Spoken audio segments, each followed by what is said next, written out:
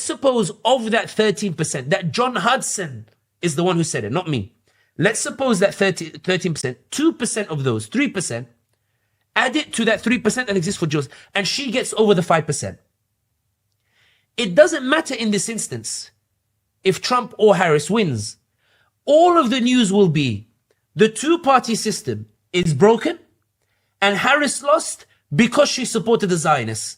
And support for Zionism broke the two-party system.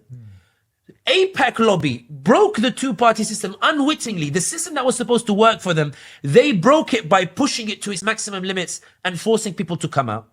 If Jill Stein gets past 5%, and some Cornel West supporters might say, why are you focusing on Jill Stein here? It's because in the polls in the swing states, it's Jill Stein who's way ahead of Kamala Harris. Yeah. In Michigan, I think she's 43%. Kamala Harris is on 16. Right. In Wisconsin, I think Jill Stein is like 54 or something like that. And Harris, it's because Jill Stein is way ahead in that regard. Yeah. But in any case, if Jill Stein gets to 5%, if those Muslims who aren't registered to vote go and register, because apparently you can register to vote until the last day of the elections.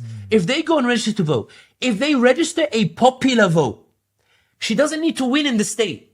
If they register a popular vote for Jill Stein, and those popular votes across the whole nation are counted, and she gets past 5%, she becomes a recognized party that entitles her to federal funding that allows her to seriously compete with the Democrats of the parliament. But there's one final point, I promise on this. Yeah.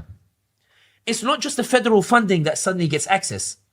At state law, if a party gets between 2 and 5%, it varies between 2 and 5% individual states. They're also able to access state funding. And this is the point. The reason why the Democrats sued Jill Stein in New Hampshire, sued Jill Stein in all these different places, is not because they thought Jill Stein will win. They are worried a third party will emerge. It's irrelevant whether that party supports the Muslims or not. What's